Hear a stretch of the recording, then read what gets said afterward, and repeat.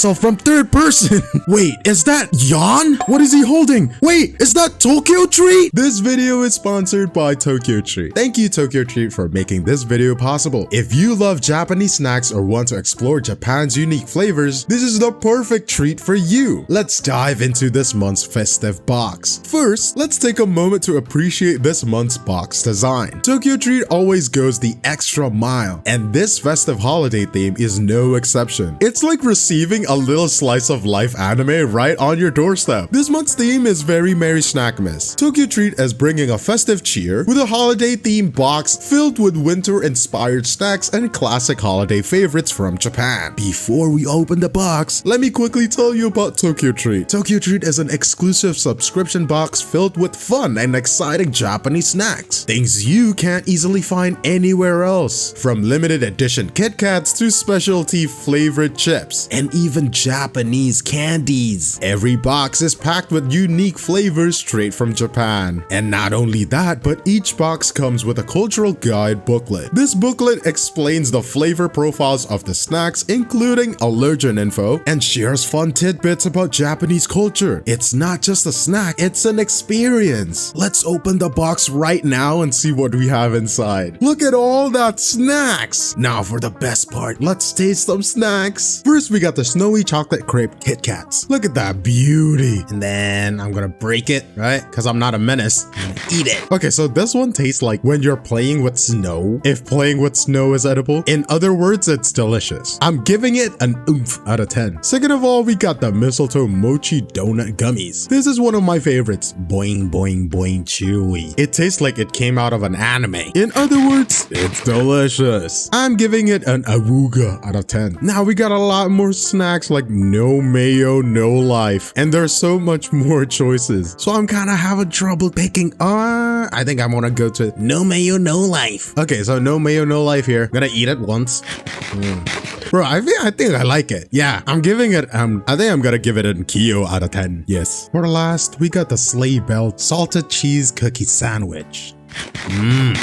It's creamy and just deliciously buttery crunch. This tastes so good. This one might be my favorite, bro. I actually kind of like it, dude. It's actually amazing. Honestly, Tokyo Treat exceeded my expectations. This box feels like a celebration of the season, and the variety of flavors from sweet to savory is literally amazing. I also love how it's not just about the snacks, it's also about experiencing Japanese culture. If you want to experience Japan from the comfort of your home, or if you're looking for the perfect gift for a friend or a loved one, now is the time. Head into the link in the description below to grab your own Tokyo Treat, and don't forget to use my code 𝗖𝗽𝗆𝗆𝗍 for a discount. And again, that's a code 𝗖𝗍𝗆𝗆𝗍 for a discount. Treat yourself or someone special this holiday season and enjoy a very Merry Snackmas. Alright, let's talk about why leveling up your characters is super important. A lot of players make the mistake of only focusing on their favorite 5-star character. Maybe it's Jian, maybe it's, Xiangliao right here. Maybe it's Camellia, and ignoring the rest of the team. Now here's the problem. When you put all your resources into the one character, right? It gets harder to see bigger improvements over time because of something called diminishing returns. This just means the more you upgrade that one character, the less bang you get for your buck as they get stronger. Now I get it. Wuthering Waves is more about skill than raw damage numbers, and you can totally use your skills to beat tough challenges like getting all 30 stars in TOA. In other words, you can totally hyper carry your way to 30 stars. But this video isn't for the pros out there, it's for people like me who have skill issues and want to rely on raw damage and the remaining 2 brain cells in our heads. So what should you do? Step 1, as we discussed already, level up your main damage dealer. For example, if your main is Camellia, focus on her first. Level her up all the way to 90 because,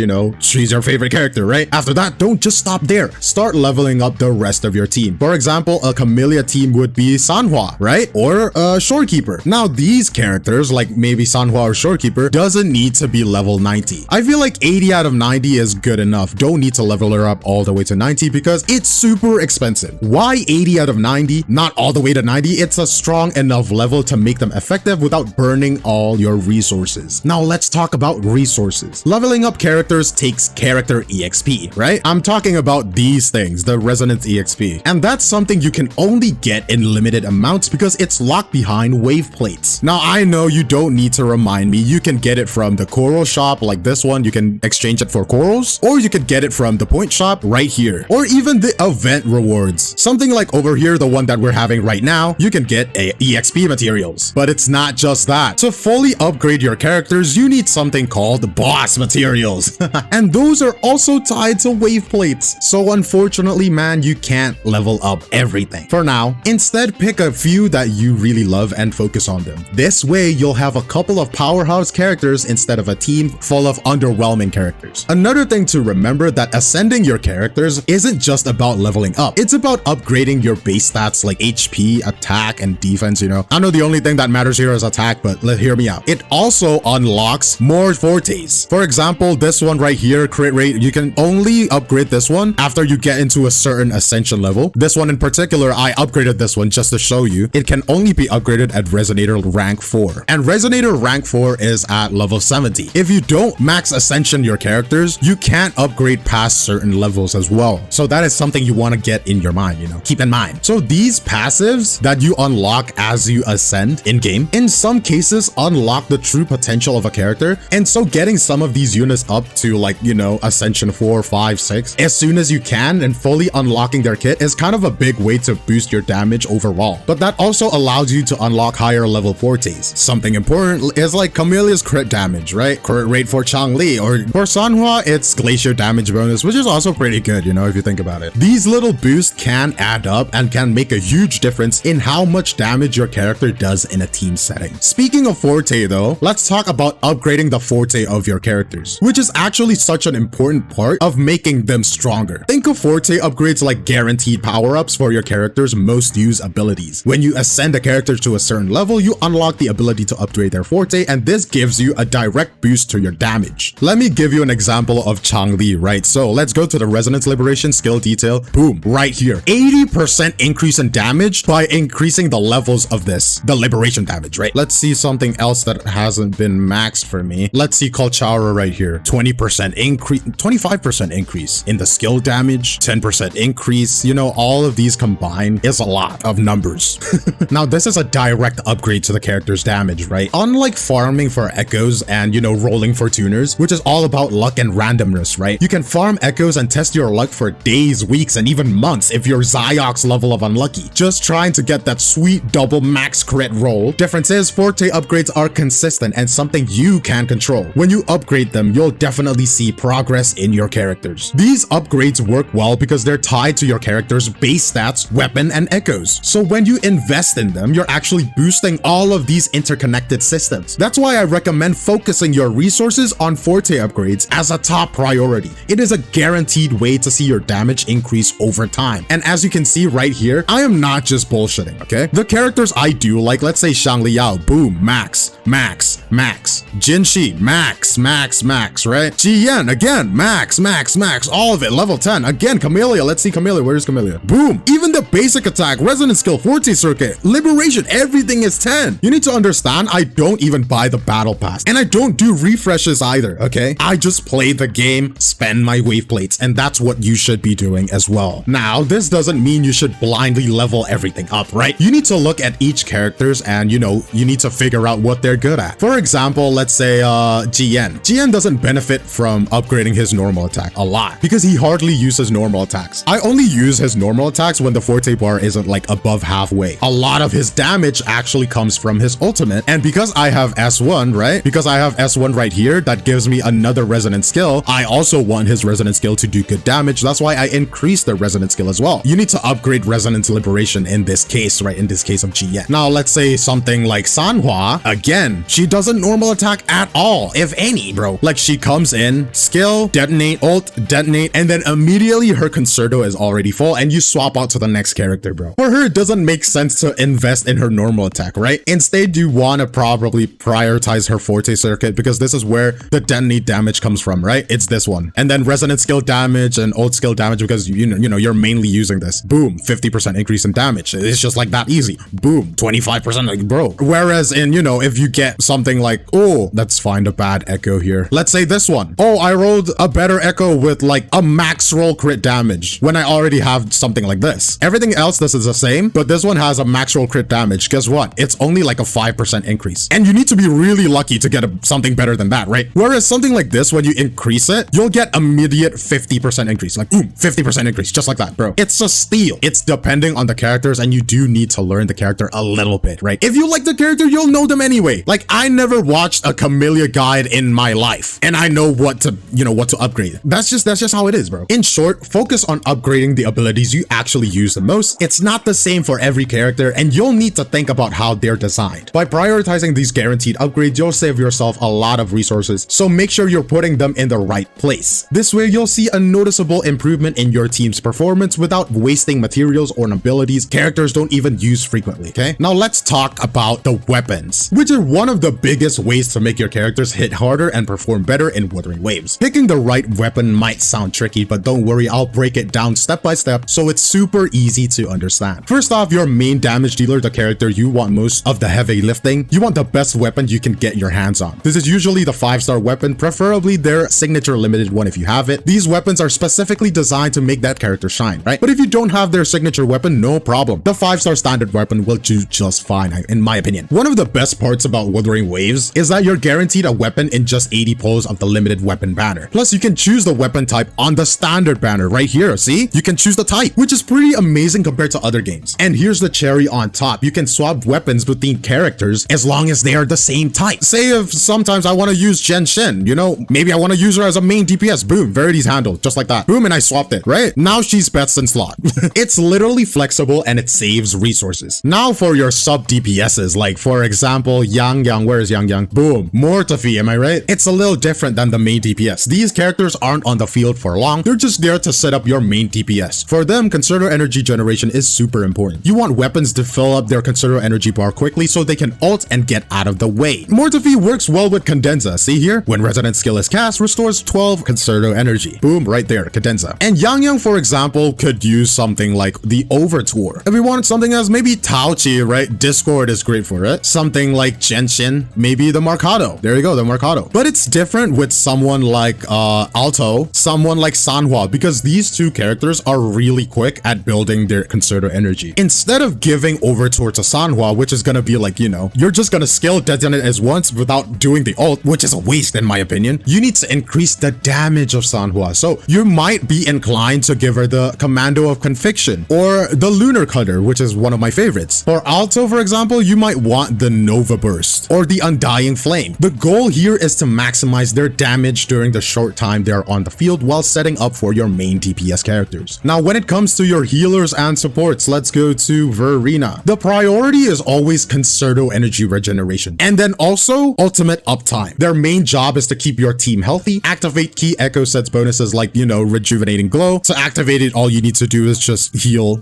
So the best weapon for every single support healers is gonna be variation. If it's someone like Yohu or Genshin, the best weapon will be Mercado. Now, Shorekeeper is gonna be different because of her intro skill scaling, right? Her intro skill scaling is probably one of the highest in the game, but if you don't have her signature weapon, the variation is still her best in slot. So what is the takeaway here, right? Always choose weapons based on what your character needs most. For main DPS, go for raw power with the best weapon you have. For sub DPS and supports, focus on utility like Concerto energy generation or boosting damage during their short time on the field. With the right weapon choices, your team will perform way better. Alright, now let's talk about echoes. Echoes are simple in Wuthering Waves, but a lot of people are actually doing this one mistake that lets them drop in terms of DPS. I'm gonna make it super simple for you though, so stick around. Let's start with the easiest type, which is healer echoes. The rejuvenating glow set is your best friend. A common setup is the 4-3-3-1-1 build. Now, what does does that mean? The 4-cost Echo will be healing bonus. Wow, I don't have a healing bonus set. Okay, that's fine. You know what? Let's just assume this is healing bonus, okay? The 4-cost Echo will be healing bonus. The 3-cost will be double energy regen, and then the 1-cost will be HP and HP, right? Now, this is for 𝗖cie. For someone like Verena, you want to do the same thing, but this will be attack and attack. The substat don't really matter here. It's just the main stat. Just all you need to do is just the main stat and make sure the set is activated right here, right? There's one exception with Shorekeeper where she uses the fallacy of no return instead of the 𝗿𝗏𝗍𝗆𝗍, and you're actually advised to not use healing bonus. Instead, you need to use the crit damage bonus. The energy regen main stat for the 3-cost is still recommended if you don't have the signature weapon, but the substats you probably want HP and crit damage if you can get it. This is because her intro skill will always crit. Right here, this attack is a guaranteed to be critical hit, dealing resonance liberation damage, and it also scales with HP, and because it always crits, you don't need to care about her crit rate, just take care of the crit damage. Now let's go to the sub DPS builds. For these characters, the Moonlit Clouds is it's most likely paired with the Impermanence Heron right here, because when you do an outro skill while using the Moonlit Clouds, you will increase the attack of the next resonator, and simultaneously when you activate the Impermanence Heron Echo, you will increase the next character's damage when you do an outro skill. So yeah, it's a perfect combination, right? The 4-cost Echo will most likely be crit rate or crit damage. The 3-cost Echoes will be elemental damage bonus if you can get it, matching with the character, of course. The 1-cost will be always attack and attack. Now this trick I like to use because for every character, I will just farm for their 3-costs, right? For 𝗏𝗏𝗶, for example, they have fusion damage bonus and fusion damage bonus. Alto, for example, see? Arrow damage bonus, arrow damage bonus. And you will just swap around the 4-cost and the 1-cost. So I always make sure that the 1-cost and the 4-cost are always the best ones, while the 3 can be, you know, kind of mid. But if you want to keep things simple, you know, you don't want to farm for the 3-cost, that's also okay. You can just do a 4-4-1-1-1, just like here, I'm going to show you. Boom. So attack, attack, attack on the 1-cost. For the 4-cost, you will just do another crit. Boom. And just like that, you will activate the Moonlit Clouds. Boom. Right? 4-4-1-1-1 set with a 5-piece set right here. Now, please don't be goofy and, you know, put the same echoes, because I've seen people do this like this. You think it's different, but no, it's not. It's just gonna double up and you'll look goofy because you won't get the 5-piece bonus. You'll just get the 2nd piece.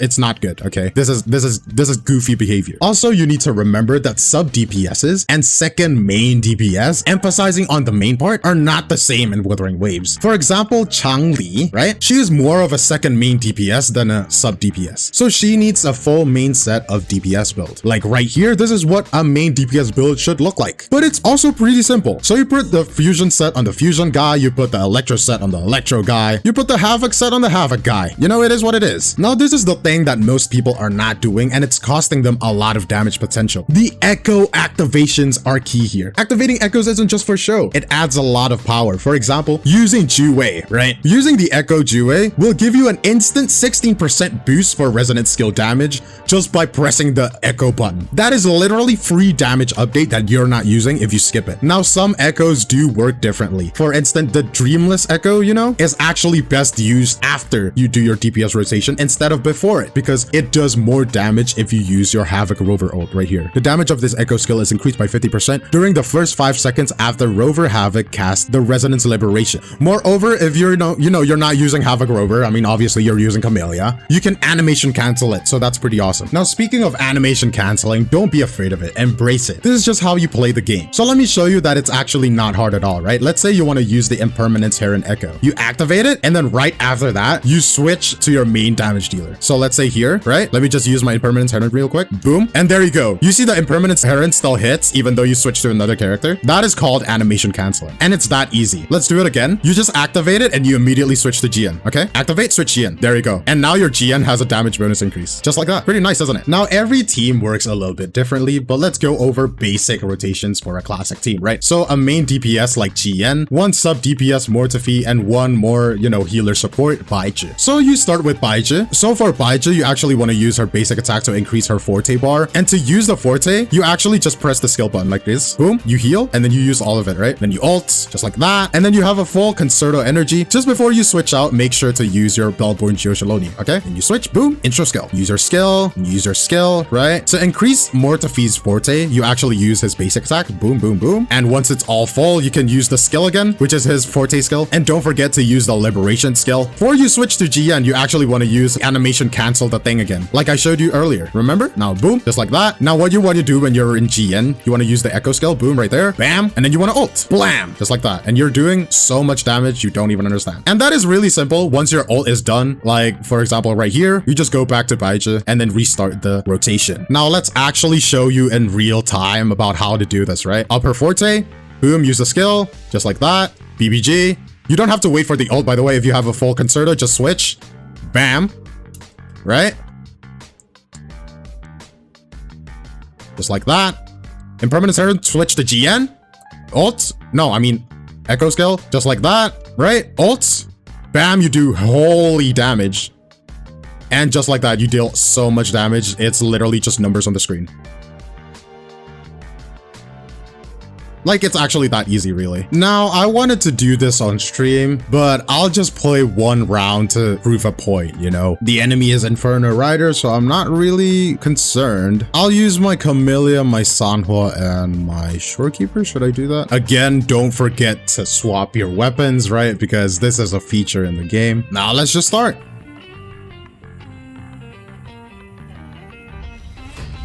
I'll just play like I normally do. Like, you won't see the best optimal team, you know, rotations or anything. If anything, I'm one of the worst players ever. But let me show you that it's actually not that hard, right?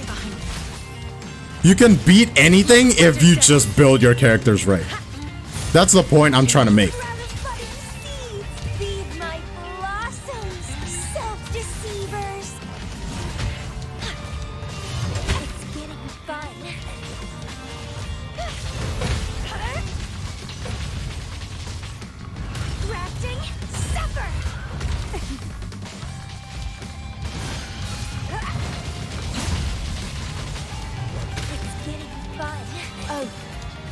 Like that. Boom. I'm probably doing the worst gameplay imaginable. Seeing Taunted is gonna cook me, bro. Stay behind me. Shackles be gone.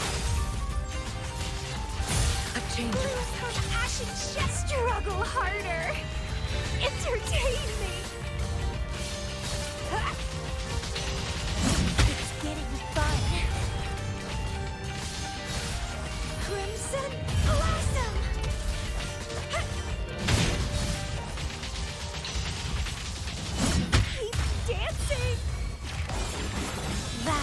Soul.